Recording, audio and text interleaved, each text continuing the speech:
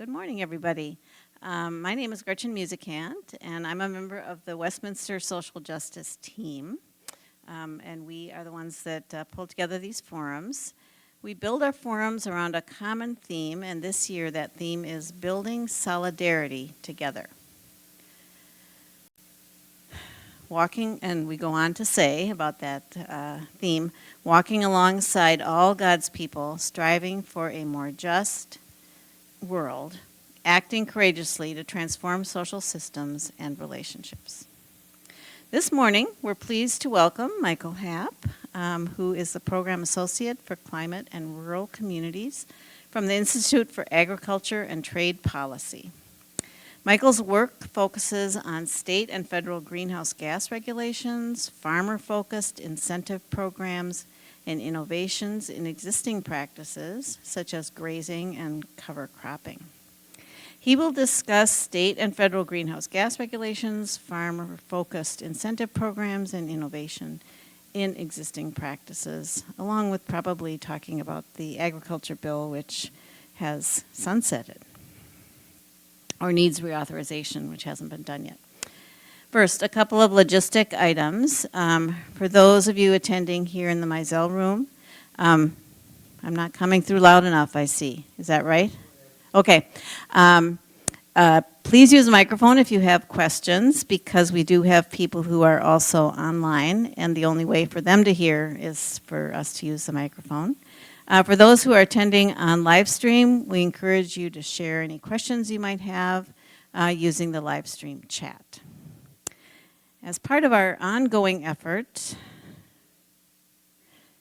to promote respectful conversations around concerns in our community, the Social Justice team has established guidelines for the Social Justice Forum, and you now see them enumerated on the screen.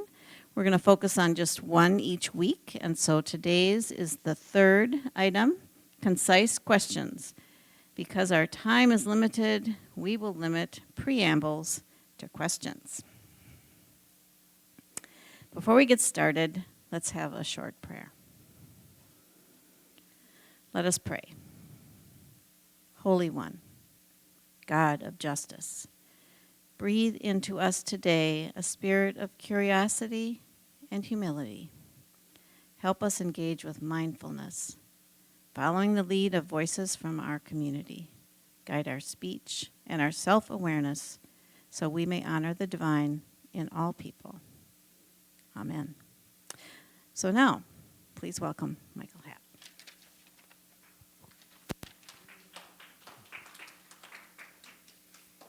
Thank you, Gretchen, and thank you all for letting an Episcopalian in the front door today. Yeah, thanks for coming. This is a beautiful space. I'm excited to talk about the Farm Bill and how it intersects with climate and justice.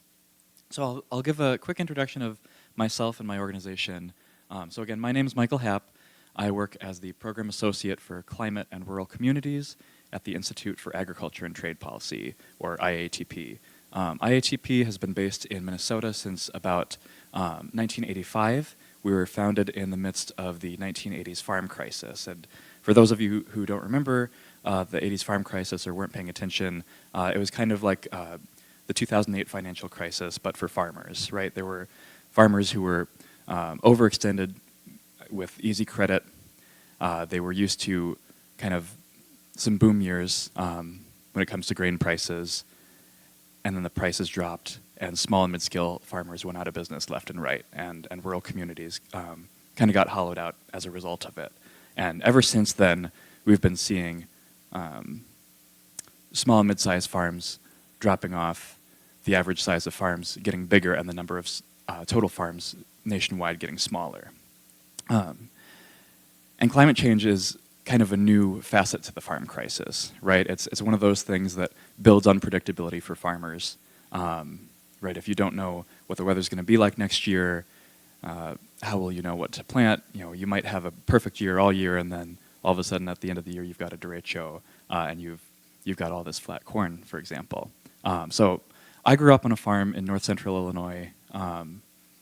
When I was a kid, we were pretty small scale. We had maybe 15 cows, about 200 acres of corn and soybeans, some hogs. And then there was a wealthy widow down the road who approached my dad and said, "Hey, I know you're a good farmer.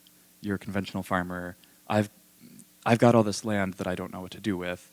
I'd like to rent it to you on the condition that you use conservation practices and kind of farm with the water and the soil in mind." And he didn't really know how to do that, but he went to these conferences. He got the equipment. He learned how to do it, and you kind of saw this kind of something click in his head, right? Like that. Hey, this is a good way to build soil health. This is a good way to keep soil in the ground, and it's not too bad for the crops either. So that was really inspiring to me, and it wasn't my calling to be a farmer, but I still wanted to give back in some way. And my brother's down on the farm helping my dad, so it's in good hands. So I like to start off all my presentations with this slide, just as a reminder of what it is I'm advocating for.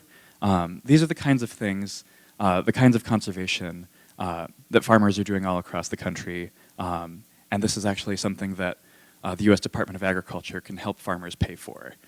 We've got things like cover crops. We've got things like fencing to help folks do management-intensive rotational grazing, which we know is more climate-friendly than more intensive animal agriculture. We've got silvopasture in the middle, where we're letting livestock graze among the trees in a way that is regenerative to the soils and to the trees themselves. We've got shelter belts up in the upper right-hand corner that can act as a windbreak, right, and can help crops be resilient to those kind of heavy wind events. We've got grassed waterways and riparian buffers in the lower left-hand corner, making sure there's room between fields and waterways. And we've got things like hoop houses in the lower right, which can help small-scale folks especially extend their growing seasons and make sure their crops are a little bit more resilient against weather events. So I'm mostly here to talk about the Farm Bill. So Farm Bill is a huge bill, about $1 trillion, that passes every 5 years, or is at least supposed to. This is where all of our agriculture policy is set. It's a pretty big bill. There's a lot going on in there, and there are 12 sections, or what they call titles. So it deals with everything from commodities and conservation. We've got trade, nutrition, credit, crop insurance, research, forestry, rural development, energy, horticulture, and there's a title called miscellaneous, where they put everything else. And as someone who works on climate, I have to kind of approach things with a systems lens. So even though a lot of what I work on is the conservation title, Title 2, I have to realize that all of these titles have a climate lens, right? Crop insurance, it's the safety net for if your crop goes bad, right? Trade, it's a global system, right? And what happens on one side of the world does affect what happens here. Rural development, how do we make sure our rural communities are resilient against climate change, and so on. But this is the really important slide. So we've got 12 titles, but this is the breakdown of how much of the Farm Bill is spent on each title. And you can really only see 4 colors here.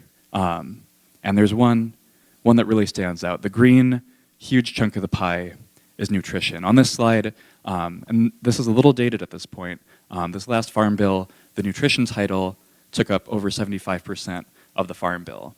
And the nutrition is mostly the Supplemental Nutrition Assistance Program, or what we used to refer to as food stamps. It's a safety net for folks who are hungry. And it's a really important part of the Farm Bill, and it's been there ever since the very first one in the 1930s, right? It was kind of, Congress thought they wouldn't get urban lawmakers to pass a Farm Bill, so they added nutrition there to help feed a lot of hungry people who were, in a pretty bad situation during the Depression. We've got this red wedge of the pie, crop insurance, 9% of the bill. Commodities is 7%, and then conservation, the slice of the pie that I care most about, is at 7%. And then all the other 8 titles are in that 1% tiny little sliver of the pie. And there's a lot of really important stuff in there that could get a lot more funding. So this is kind of the pie that everyone's fighting over right now. So again, it's a 5-year bill. The last one was passed in 2018, which was more than 5 years ago. It expired in 2023. Congress couldn't get to an agreement on passing a new one, so they passed a 1-year extension, and that extension just expired at the end of September.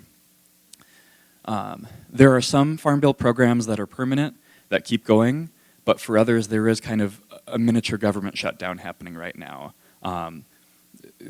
Programs that are authorized through the Farm Bill, like the Conservation Reserve Program, they're just not able to enroll new farmers right now, and it's causing a lot of uncertainty for folks in a field that has a lot of uncertainty already when it comes to weather and markets and animal health and all these things. We're seeing that the government is another kind of uncertainty for farmers. And just as a reminder, if anyone has questions throughout, feel free to raise your hand. Otherwise, we can save them for the end. Yes. You want to explain that, because do the farmers pay part of that, or is this in the budget here? Yeah. So crop insurance is one of those things where if a farmer is not able to plant, for example, if there's so much rain in the spring that they're not able to get into the field, the government can come in with government-backed crop insurance. I'm not a crop insurance expert.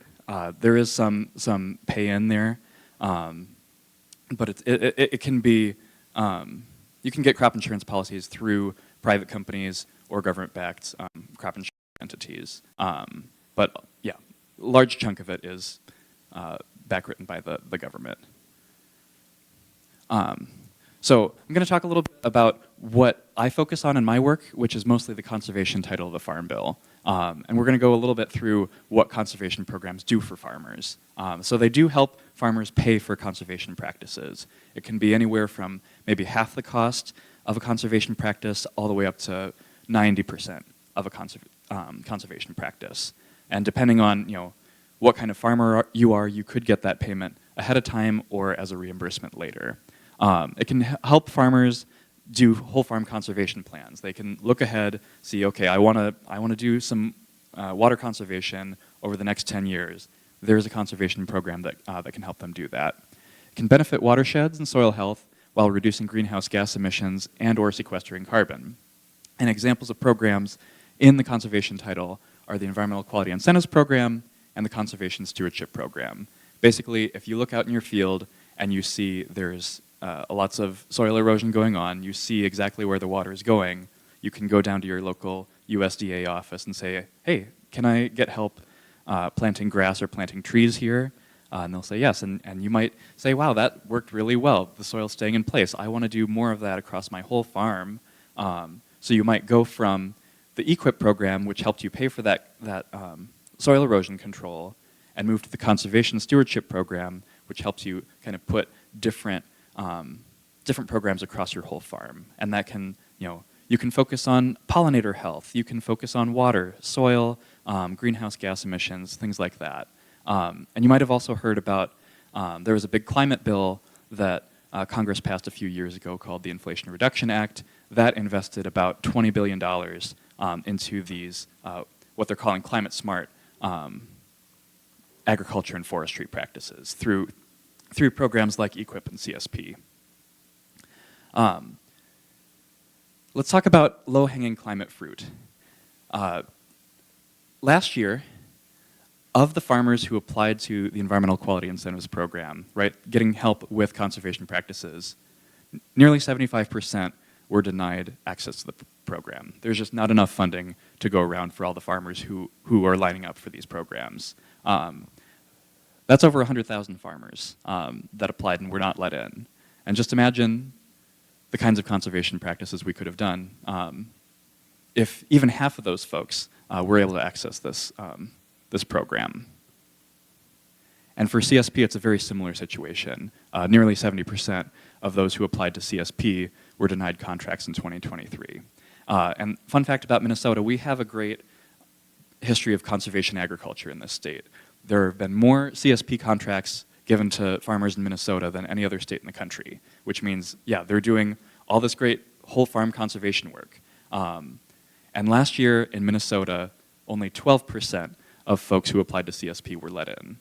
So again, it's low-hanging climate fruit. There's a lot we can do there. Yeah, there's someone over here with a question. What percent of those were denied based on eligibility? Oh, I can't hear you at home. What percent were denied based on eligibility versus available resources? Do you know the breakdown? That is a good question. I don't have the numbers off the top of my head. I do want to say maybe about 10% were deemed ineligible in Minnesota. I'll get back to you. We do have those numbers, but yeah, USDA does not really track why someone has been denied an application. Is it because the contract wasn't complete, or is it just, we know that USDA has done a good job of getting the available funding they have out the door. So there's just not a lot left over. And I'll get into a little bit where some of that money is going to. Wow, I should have put in a lot more slides.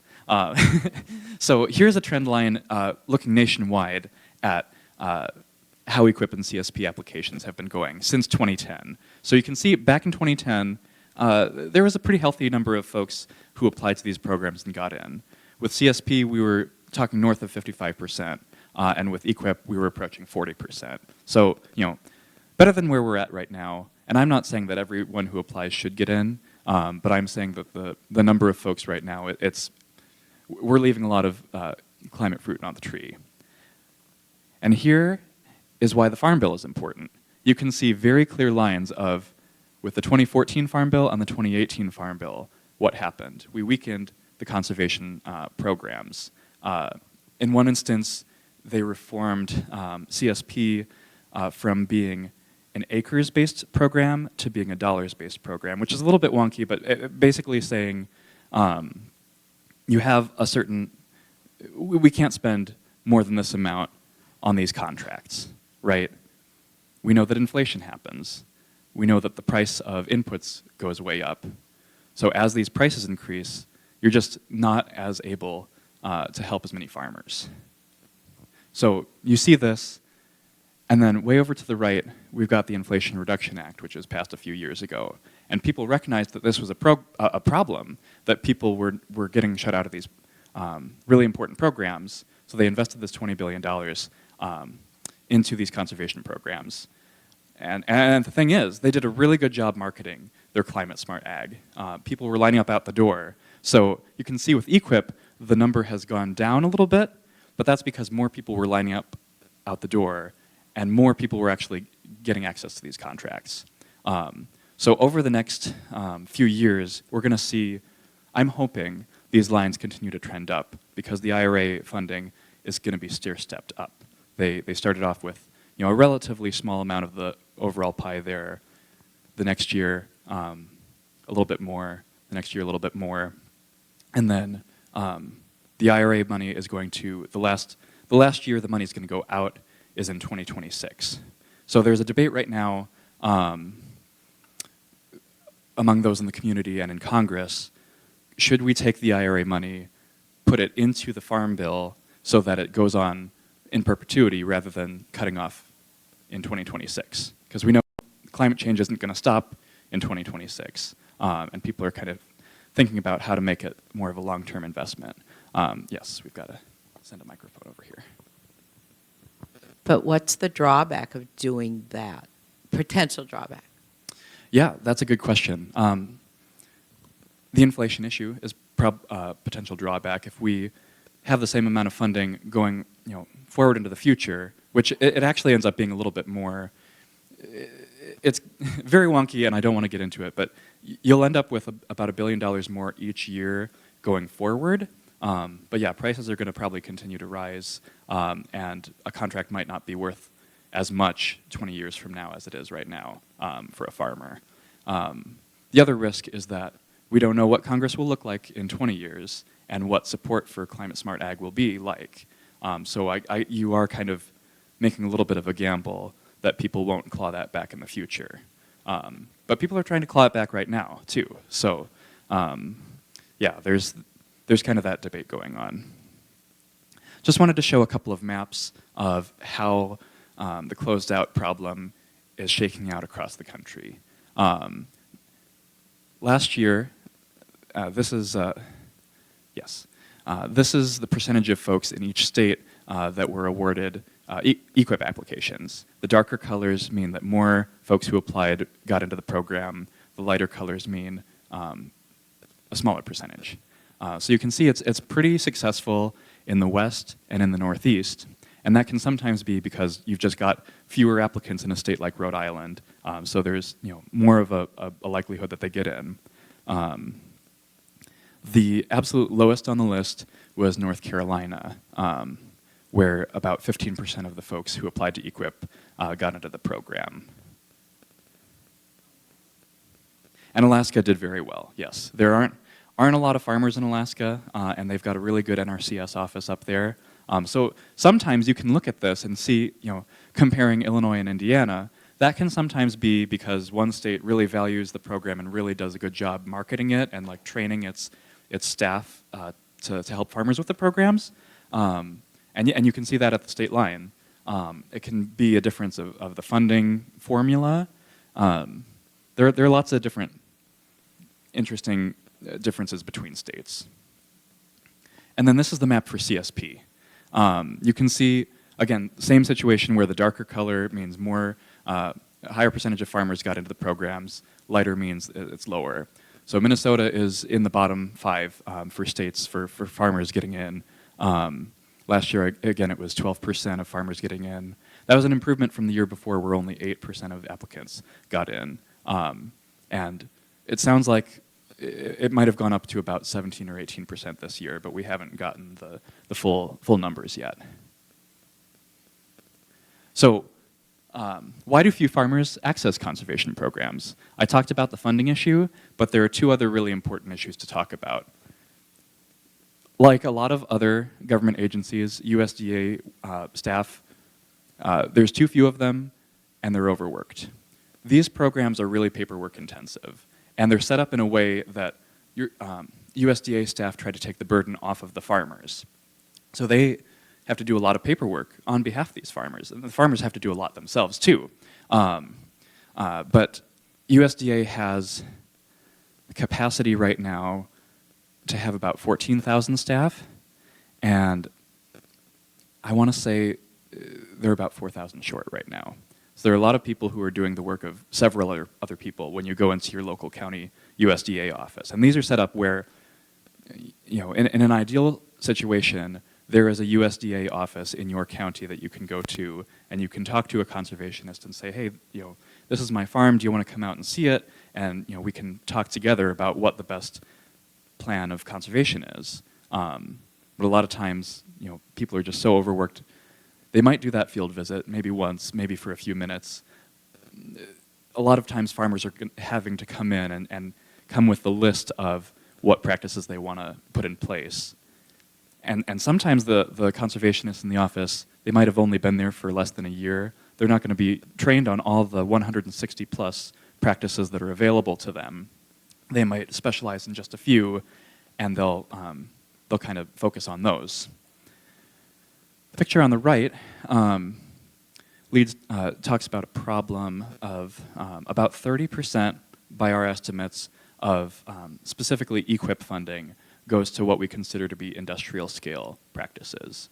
So this can include things like manure lagoons for large scale animal feeding operations. On one level it makes sense, right? If you're generating a lot of liquid manure, you don't want that getting into your local waterways. On the other hand, this sort of ag operation has not existed for that long. CAFOs at this scale, confined animal feeding operations, have existed at this scale for maybe about 20, 30 years. And they're also really expensive. A lagoon like that, on average, a USDA contract for a manure lagoon would be around $100,000 to $150,000. On the other hand, if you look at the average cover crop contract, keeping soil in the place, keeping something growing all year. The average price of that is about $7,000 per contract. So you can kind of see, right, what the trade-offs are here. And there are other practices even more expensive than things like manure lagoons. And again, when you look at it from the perspective of a USDA staffer, it makes sense, right? You have all this money. Your goal is to get as much money out the door as you can. It is easier to send out fewer large contracts than it is to send out more small contracts. It's a lot of work. It's a lot of working with people. And this also benefits people who know how the system works, right? People who have been to their USDA office, who have a good relationship there. There are a lot of people who just don't feel comfortable going into their local USDA office, whether it's a history of discrimination against farmers who look like them, whether it's they feel like their local folks don't understand their kind of operation. I hear a lot from organic farmers and urban farmers that say they go into their local office and they just don't understand what their farm is like. So they have to come and do their paperwork or figure out something else. So it is a problem.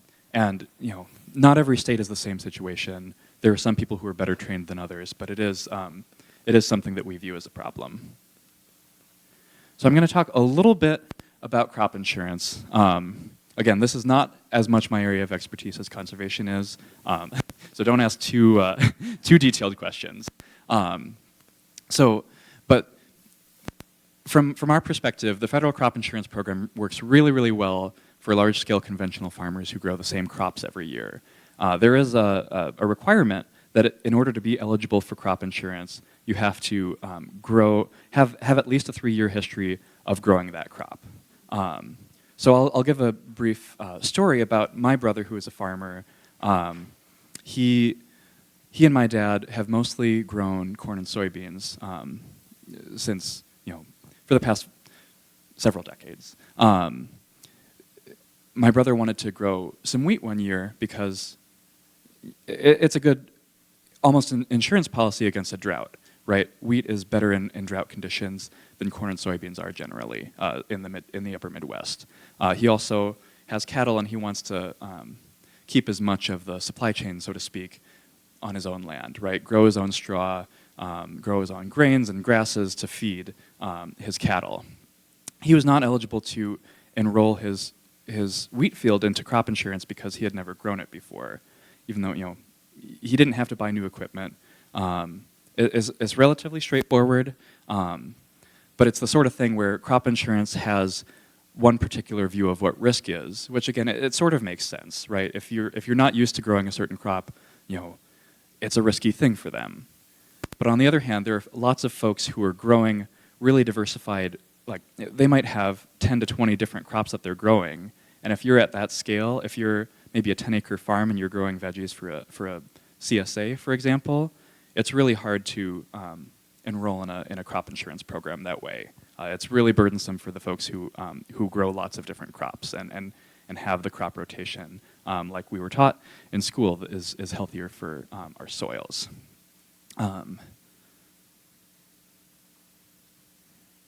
And then another thing is reducing inputs such as synthetic fertilizers, chemical herbicides, and pesticides is also seen as a risk. You're kind of encouraged, unless you are certified organic, to use a recommended amount of these inputs, right? And they're not always tailored to what the land needs, right? And right in the past few years, we've seen a lot of these inputs really skyrocket, and price-wise. And farmers are looking for cost savings, but are kind of essentially boxed into using more than they might need. And there is a crop insurance program for small-scale farmers called the Whole Farm Revenue Protection Program. And some folks have said that it works for them, but it's kind of another situation where a lot of your local crop insurance agents don't know how to walk people through the application. It is more complicated, it is more burdensome, and if you're a small-scale farmer, you might not have the time to fill out that kind of paperwork, right? So we're going to get into the politics of it a little bit. Where's the Farm Bill debate right now? So as I said, we are on our, the Farm Bill expired on September 30th. There are a lot of programs that are permanent, that are going to keep running no matter what. But there are other programs that, yeah, we are in a mini government shutdown right now. Things like programs that put land into reserve, scholarship programs for students to historically black colleges and universities for ag programs, organic assistance programs, lots of things like that. So what has happened so have the House Agriculture Committee. Let me just introduce these four folks first. So the people on the left, we've got Senator Debbie Stabenow from Michigan, who is the chair of the Senate Agriculture Committee. She's a Democrat. Below her is the Republican ranking member, John Bozeman from Arkansas. And then on the right, we have their House counterparts, Congressman G.T. Thompson from Pennsylvania, who's a Republican. And then below him is the ranking Democrat, David Scott from Georgia. So we've got some geographic balance in the leadership in the House and Senate Ag committees. The fellow up on the upper right-hand corner, G.T. Thompson, he and his committee, they introduced a House Farm Bill. They passed it in committee, but it's kind of considered dead on arrival on the House floor. There aren't enough Republicans who are going to support it to pass it, and there definitely aren't enough Democrats to pass it.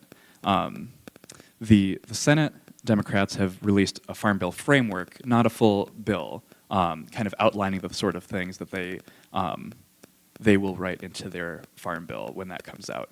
And essentially what's supposed to happen is each chamber debates their Farm Bill, amends it, passes it out of committee, passes it out on their full chamber floor, and then if there are any differences, they hash it out in what's called a conference committee.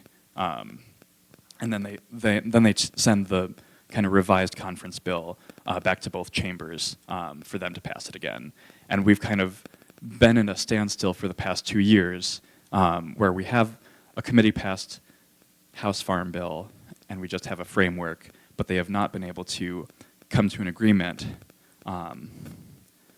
to even bring it up in the Senate committee. So there are some key differences between the Senate framework and the House bill. And this could be probably 20 slides, so I'm just saving you with one. So as I mentioned earlier, the Inflation Reduction Act has a lot of, about $20 billion for climate-smart agriculture. That number keeps going down each year that contracts keep going out. Both bills, surprisingly, do take that money and put it into the baseline of the Farm Bill. The difference is the Senate keeps the guidelines in place that says this should only be used for practices that address climate change, whereas the House bill says we should open it up. It can be used for any conservation. There is a requirement currently in the EQIP program that 50% of funds go to livestock operations, which is kind of complicated, right? Like there are some really good, really climate-friendly livestock practices, but what ends up happening is some states are not able to meet that 50% requirement. You think of a state like New Hampshire and New Jersey where they have maybe a lot of small farms but not a lot of livestock. They can't meet that 50% requirement, so then their money goes to a state like Iowa or Minnesota that can use that money. So there are a lot of states that are losing out with this formula. Senate version dedicates, so basically the difference is the Senate, that requirement is not there for lots of the funds, and in the House version that requirement is there. There are differences between the bills on income limits. The Senate bill essentially says, hey, there's an upper limit of how much money you can make in order to be eligible for these programs, basically saying if you're a wealthy farmer, these programs aren't for you, whereas the House bill kind of raises that. There's a 10% set aside for small farms on the Senate side, a permanent disaster program, and it adds climate change adaptation and mitigation as a purpose of some conservation programs. And there's no mention of climate change in the House bill. So some of the bills that we've been advocating for, and again, they are kind of, some of them are pie in the sky, some of them are ambitious, but others have really practical implications that we're actually excited to see in specifically the Senate part of the bill. One bill we're advocating for is the Farm System Reform Act, which cracks down on anti-competitive behavior in the meat sector, places a moratorium on factory farms, and requires country of origin labeling for meat. As it is right now, you can raise a cow in Brazil, send it to the United States, and slaughter it in the United States and label it as a product of the USA. We're advocating that that not be the case. That is, yeah.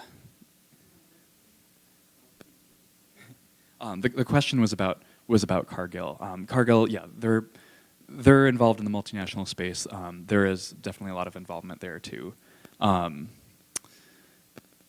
So that's something that's actually pretty well supported in a bipartisan way. At least the country of origin labeling aspect of it. Have not seen that in either version, but that doesn't mean that it won't be in the end. We'll see how the debate goes there. We're really advocating for the Agriculture Resilience Act, which boosts funding for on-farm conservation, improves climate research, builds soil health, and tackles food waste. There's a lot there. There are some aspects of that bill that have been broken out and, hey, here's this one small bill on food waste, here's this one small bill increasing EQIP funding that have actually gotten some bipartisan support at that smaller scale, because again, the ARA is a pretty comprehensive bill. And then we're also advocating for the Justice for Black Farmers Act, which seeks to end discriminatory practices at USDA while protecting farmland ownership for black farmers. We used to have about 1 million black farmers in the United States 100 years ago. We're down to about 10,000 right now. So, and a lot of that is because of things like, loans that were deferred, some pretty, lots of intimidation, there's a lot of wrongdoing there that I could send you some reading to read up on. I couldn't tell you the whole history, but there's a lot of it there. And then we've got a lot more of these policies up on our website. And I don't have a slide on this, but I do want to just mention that Minnesota is really fortunate. In ag policy, we are overrepresented on the Senate and House Agriculture Committees. Both of our senators are on the Senate Agriculture Committee, and Senator Stabenow, Chair Stabenow, is retiring after this year, and kind of the conventional wisdom is that Senator Klobuchar will be the next top Democrat on the committee. So Minnesota will be really influential there. Senator Smith is also on the Ag Committee there, and then on the House side we've got Representative Angie Craig and Representative Finstad, so a Democrat and a Republican represented there. So we're really lucky. Minnesota's voice is definitely at the table, and that's where you all come in, right? If you care about the things that are in the Farm Bill, if you want to see any kind of changes, would definitely recommend reaching out to your members of Congress and Senators Klobuchar and Smith, because they're going to be really influential there. And so I guess looking ahead, we have an expired Farm Bill right now. The conventional wisdom is they're going to pass another 1 or 2 year extension and give themselves some time to debate a Farm Bill next year. There are some, well, what if Congress changes hands? What if we see a trifecta for Republicans or Democrats on the other side of Tuesday's election? There's some talk that, people might wait to pass a Farm Bill until the next Congress when they can write something more to their own liking. But if we find out that we still end up with the same situation where we have a Republican House, Democratic Senate, or vice versa, there might be more of an incentive to pass it this year, because there's been a lot of pressure from farmers to say, Congress, hey, get this done this year. This is too much uncertainty. Like, just do your job, right? And I kind of relate to that. It's frustrating to work on this sort of issue where dysfunction in Congress is just so strong. So I'm going to end with this. Just kind of remind myself why I'm doing this. Show you some pretty pictures, and kind of show what kind of food and farm system we can see going forward. So happy to answer any questions that you all have. Yeah, thanks for coming.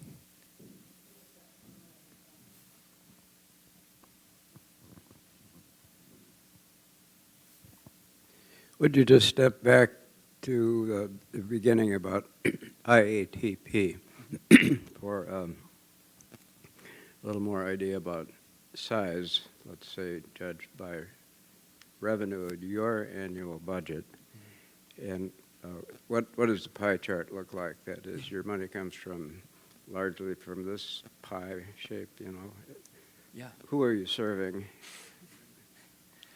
Great question. So the question was about IATP as an organization.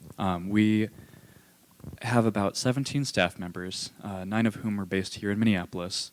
We've got a small office of 2 folks in Washington, D.C. who work on trade, and 2 folks who work in Berlin, Germany, because from the 80s, kind of realized that the farm crisis was not just an American problem. Farmers across the globe are facing really similar pressures.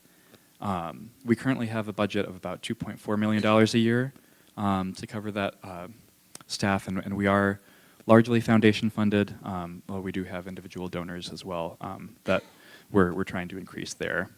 But we've kind of gone through shifts over the years, started as an advocacy organization, and we still are, and we do a lot of research, but we've also almost served as kind of a startup incubator in many ways. So we work on trade. We want to make sure that trade deals center farmers and center the environment. If you've gone to the grocery store and seen a bag of Peace Coffee, that was started at IATP, where one of our staff members said, let's get some more fairness for coffee growers. Let's have a direct relationship there and make sure it's fair trade. We also had kind of a proto-conservation stewardship program back in the 2000s where there was, paying farmers for conservation services that they were putting on the land. So from that, we could then better advocate for what kind of federal support farmers would need for conservation. Yeah, does that answer your question? Cool. Hi, on one of your comparison slides, House Senate, I think it had the phrase precision agriculture. What is that, please? Yeah, so good point. Precision agriculture can mean lots of different things. It can mean using things like GPS technology to really target the amount of, let's say, pesticides or fertilizer you're applying.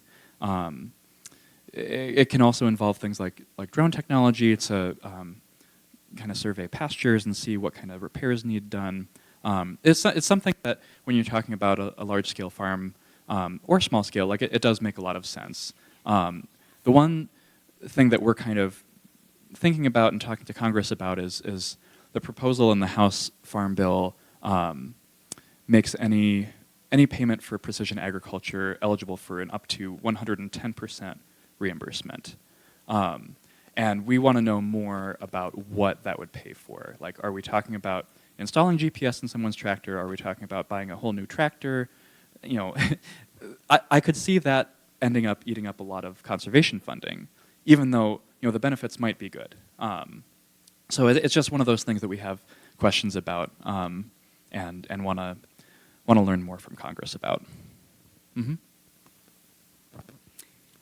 I'm curious. At the beginning, you said that all parts of the Farm Bill you have to think about because of conservation. Could you talk about the nutrition part and how, in that section, we should be thinking about conservation? Yeah, that's a good question. I think the way I think about it is not strictly conservation, but kind of resilience in general, right? We have a lot of hungry people in this country, and the share. I should go back to that pie chart because it's important. And I didn't mention this in the Farm Bill debate portion. So this was the pie from 2019 to 2023, estimated. There is a prediction that for this next Farm Bill, the nutrition title will cost about 81% of the Farm Bill. So it's going up. Inflation's a part of that. More hungry people is a part of that. We're a country with a lot of income inequality right now. So one thing that we have advocated for is making sure those on nutrition programs are able to access farmers markets, are able to access healthy local foods, and it can be a part of the solution to building local resilient food systems, right? Because we saw during the pandemic, we've got these global supply chains. If you're really bought into one specific model, like that can be really brittle, right? With something like COVID, those supply chains can break up really easily, and that's when people were going to their farmers markets and buying their CSAs. So one thing that we're saying is we need kind of a diversity of it, right? We value the global supply chain, but we also need to help build rural economies, help build small and mid-sized farms at the local level, because the climate crisis could be another kind of crisis like COVID that does make these have these supply chain disruptions, whether it's a hurricane or droughts, right? We don't think about like the Mississippi River just down the street here. We've had droughts for the past few years, and the river level has been really low, making it hard for grain to get out and for things to get in. So if you have more scales of agriculture at different distances from where the consumer are, just diversifying that, I think, is a good insurance policy when it comes to climate change. Does that answer your question? Cool.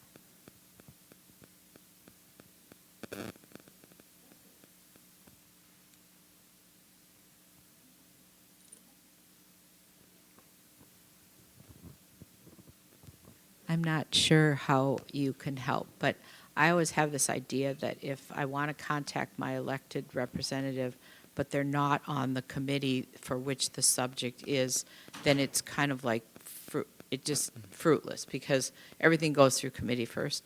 So how do you feel about that? Like, maybe we're blessed if we have both our senators on the Ag Committee, but what if you live somewhere and you don't, or else it's a different subject and they're not on a committee that is an influence? So where can we be a good voice, do you think?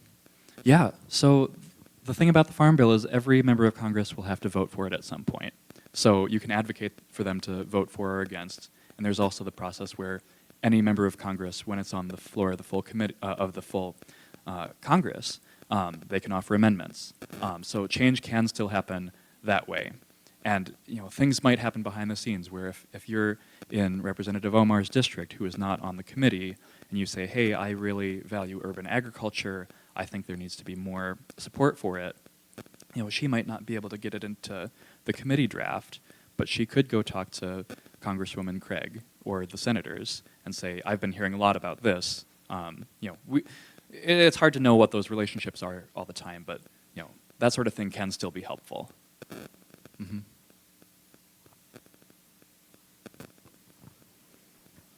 Any questions out there in our watchers from afar? All right. Maybe you could just step back from the Farm Bill a bit and just let us know any sense you have about how much impact these the scale of the conservation efforts we're having so far. I know there's a lot of more appetite than we're able to fund. But if you could just let us have a sense of how powerful is the influence so far, and then that'll help us think about how far do we need to go.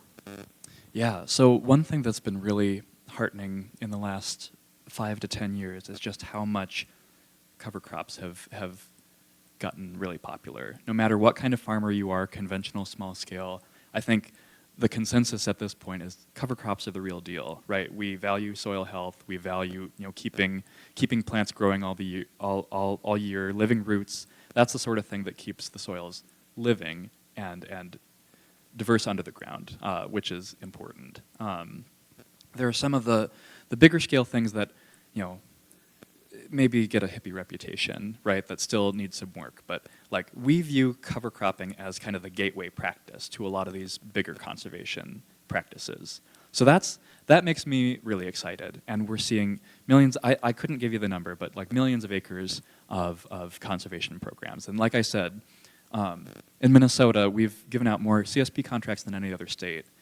And in a lot of cases, it comes down to farmer-to-farmer conversations. Farmers are by nature a little bit more cautious. They don't want to go off on a limb and do something different than their neighbors. You go to the diner and and someone will come in and say, "What the heck are you doing down the road?" But we're seeing more people use these programs and say good things about them to their neighbors. So like that part cannot be undervalued, right? Like that's just, we're getting to the point of culture shift. And the markets, people are showing that they value this sort of thing at the store, and people are responding to that as well. So yeah, I'm optimistic about that part. I wish I had numbers for you for, if you really want a good bedtime read, I could send you the 2022 Ag Census. It's got some good numbers for you. Another really bright spot, just to brag on Minnesota a little bit more. I love doing this. The latest Ag Census came out, and it was really grim for most of the country, right? Just another year of average farm size going up, number of farmers going down. Minnesota, actually, though, has been seeing the number of farmers growing from 10 to 50 acres go up. And I want to point to a few different things that are making that possible. First of all, we have a really good local food scene here in Minneapolis. Co-ops, CSAs, all those things are really popular. We also have really strong support networks for new and beginning farmers, right? You think about organizations like the Hmong American Farmers Association, the Somali American Farmers Association, people who move to Minnesota who are used to growing food that's important to them, that they're part of their diet, but you can't find at the grocery store. So they're growing their own food, getting assistance for going to farmers markets and setting up their businesses. And we also have things like the newly announced down payment assistance for new and beginning farmers. It's one of the few jobs where there's not really a good path for you. If you grow up in the city but you want to be a farmer, right? You can't just go to college and come out and have that job, right? Like you kind of have to have some land to do it. And there are really good incubator farms all over the area, right? If you go up to Big River Farms north of Stillwater, or again to the Hmong American Farmers Association incubator farm down in Coates, it starts off people with maybe 1/8 of an acre and say, okay, is this for you? Do you need help with equipment? Do you need seeds? All these things, and get them started, and then grow from there. So that makes me optimistic, and definitely proud to be a Minnesotan for sure. We've also seen more farmers of color and women farmers growing here in Minnesota. So great stats there. Yeah, thanks for that great another I was final just gonna say, I question. appreciate what you're doing. I come from a farm family, and I have sister and nephews who are all farming, and those are big farms in Kansas. But I also have son-in-law who's in Vermont, and he started and is the director of an organization called Food Connects. And of course, in Vermont, it's mainly small farmers. But what they have done, and the organization has grown great, going from helping to get organic food from organic farmers into schools, hospitals, co-ops, and other places. And so last week when he met with Department of Agriculture, came out to their place in Vermont to met with some of the small farmers and talked about that. But I mean, it's kind of exciting to see how much that has grown in the last just even 5 years. Certainly since the pandemic, it has gotten much bigger. But it seems like there's a lot of hope for what that can do for farmers and the practices. Yeah, absolutely. That's another bright spot for Minnesota too, is we have a really robust farm to school program that was invested in by the legislature, and we have districts like the Minneapolis School District that are buying from local farms, and kids are getting fresh fruits and vegetables that they're actually excited to eat. Like that's another big culture change, right? If you get fresh fruits and veggies, like they're just tastier, right? And like getting kids excited about this, like that's going to have a lot of impact down the road. And some of IATP staff have been working really hard to strengthen the farm to school program. It turns out school districts and the government they have a lot of buying power, and if we can get them buying food from local folks, that can do a lot of good help build economies of scale. So. Well, thank you so much, Michael, and please help me thank him for all this deep, good information. Next Sunday, we're going to welcome Reverend Jared Morey, who is the Director of Strategic Partnerships for the Minnesota Council of Churches. He's going to be here discussing a respectful conversation